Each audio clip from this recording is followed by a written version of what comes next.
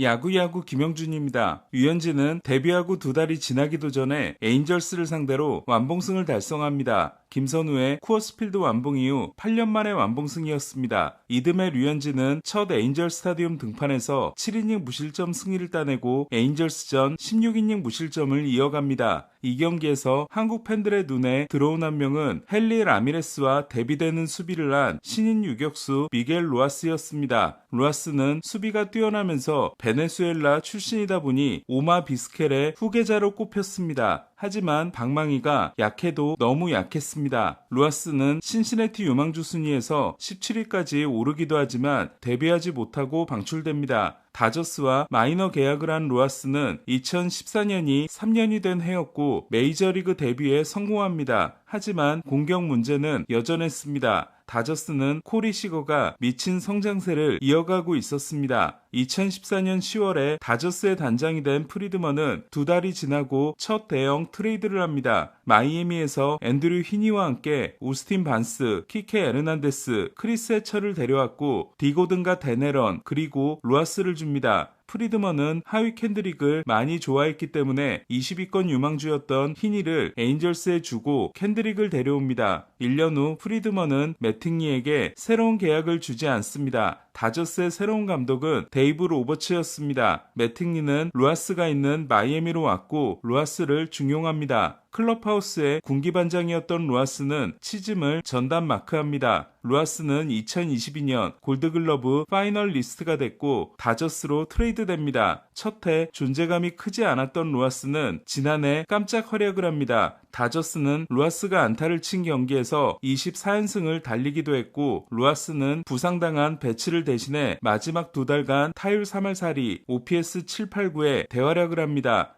하지만 몸 상태가 갈수록 나빠졌고 DS 2차전 후 전력에서 제외됩니다. 마치 10년 전의 트레이드처럼 로하스를 대신해 키케가 중용되기 시작했고 키케는 DS 5차전에서 결승 홈런을 칩니다. 로하스는 시즌이 끝난 후 내전근과 스포츠 탈장 수술을 받습니다. 다저스는 로하스에게 있던 $500만 옵션을 행사합니다. 신의 한 수였습니다. 마이애미에 있었던 시절 최고의 수비 코치인 페리 힐의 수제자가 된 로하스는 실질적인 다저스의 내야 코치였습니다. 급하게 유격수를 맡은 지난해 수비에서 음수를 찍은 배츠는 겨우내 빈 운동장을 찾아다니며 미친 듯이 수비 훈련을 합니다. 배츠는 수비 영상을 로하스에게 보내 매일 검사를 받았고 1년 만에 다른 선수가 됩니다. 골드글러브는 메이슨 윈이 가져갔지만 필딩 바이블 1위는 배츠였습니다. 로하스와 호흡을 맞추면 더 신이 나는 배츠는 로하스와 함께하면 OPS가 825였고 그렇지 않으면 647이었습니다. DS부터 극심한 부진에 빠졌던 배츠가 결정적인 2타점 적시타를 친 6차전은 로하스가 DS 2차전 이후 처음으로 선발 출장한 경기였습니다. 6차전에서 로하스는 4번의 호수비를 합니다. 하지만 더 충격적인 일이 우리를 기다리고 있었습니다. 토론토는 8월까지 29세이브 7블론 5.11이었던 제프 호프먼이 달라진 모습을 보여줍니다. 호프먼은 정규 시즌 마지막 12경기에서 ERA 0.77을 기록했고 PS에서는 11이닝 무실점을 이어갑니다.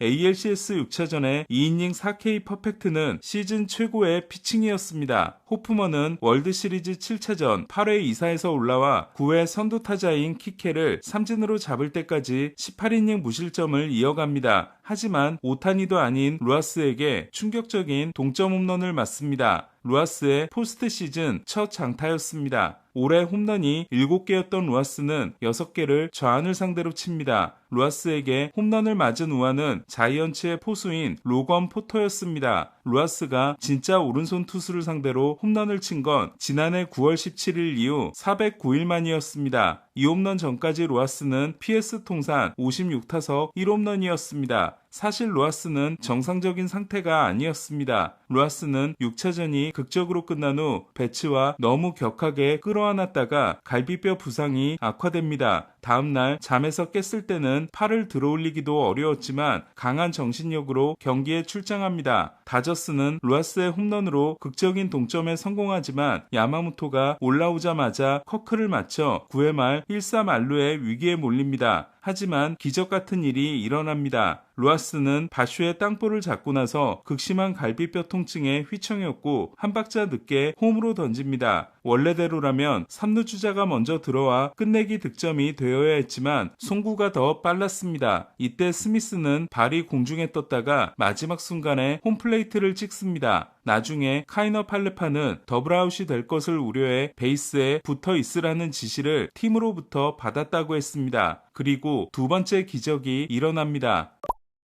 1년 전인 지난해 월드시리즈 5차전 키케는 5회 초 선두타자 안타를 때려내 게리 콜의 노히트를 깹니다. 그리고 저지는 믿을 수 없는 실책을 합니다. 문제는 그 다음이었습니다. 무사 1-2루에서 스미스의 땅볼을 잡은 볼피는 3루로 공을 던집니다. 3루로 던져도 충분한 타이밍이었습니다. 하지만 키케는 DS 때 마차도가 프리먼의 송구를 방해하기 위해 각도를 좁혀서 뛰었던 걸 기억했고 볼피의 송구 각도가 나올 수 없는 방향으로 뜁니다. 볼피는 3루로 악송구를 던졌고 무사 만루가 됩니다. 이후 일어난 일은 설명드리지 않아도 아실 겁니다. 다시 시계를 1년으로 돌리겠습니다. 올해 월드시리즈 6차전에서 3회 석점을 뽑고 더 이상 득점하지 못한 다저스는 사사키가 못 맞는 공과 2루타로 무사 2-3루에 몰리고 교체됩니다. 글래스나우를 상대로 토론토는 클레멘트가 초구 파플로 물러나지만 히메네스의 먹힌 타구가 동점 2타점 적시타가 되는 것 같았습니다. 토론토 선수들은 안타를 확신했고 2루 주자 바저도 마찬가지였습니다. 하지만 갑자기 키케가 나타나더니 공을 잡았고 지체하지 않고 2루로 공을 던져 경기를 끝내는 더블 플레이를 만듭니다. 7-4 더블 플레이로 경기가 종료된 건 PS 최초였고 외야수의 어시스트로 경기가 끝난 건 월드시리즈 최초였습니다. 키케는 바가지 안타가 확실했던 공을 어떻게 잡을 수 있었을까? 키케는 경기 후 인터뷰에서 자신의 감을 믿고 원래 카드의 위치보다 8m 앞에 나와 있었다고 합니다. 히메네스가 타격한 순간 아주 잠깐 동안 경기장이 조용해진 덕분에 방망이가 부러지는 소리를 들었고 바로 스타트를 끊었다고 합니다. 하지만 키케는 하늘이 노래집니다. 공이 조명에 들어간 거였습니다. 키케는 얼굴에 맞는 한이 있더라도 포기할 수 없다고 생각해 계속 앞으로 달려나갔고 마지막 순간 극적으로 조명에서 공이 빠져나왔다고 합니다. 다음 날인 7차전 9회 말 키케는 다시 하늘이 노래집니다. 경기 후 키케는 내가 더 캐치를 할 수 있었다며 너스레를 떨었지만 클레멘트가 친 타구는 키케가 잡을 수 없는 공이었습니다. 하지만 먼 거리를 달려온 파에스가 키케를 밀어버리고 공을 잡습니다. 월드시리즈가 끝났다고 생각해 쓰러져 괴로워하고 있었던 키케는 내가 잡았어 빨리 가자는 구원의 목소리를 듣습니다. 파이스는 1-3 됐을 때 대수비로 들어온 선수로 키가 작은 에드먼이었다면 키케를 밀어내고 잡지 못했을 겁니다. 평균 연봉이 2천만 달러가 넘는 선수만 7명인 다저스지만 6차전을 구한 건 키케였고 7차전을 구한 건 루아스였습니다. 둘은 올해 연봉이 키케 650만 달러와 루아스 500만 달러로 팀 연봉의 3%였습니다. 한때 트레이드의 상대였지만 다저스에서 다시 뭉쳤고 월드시리즈 우승을 만들어낸 둘은 루아스가 내년이 37세 시즌, 키케가 34세 시즌입니다. 냉정하게 보면 다저스는 둘을 잡지 않는 게 맞을지도 모릅니다.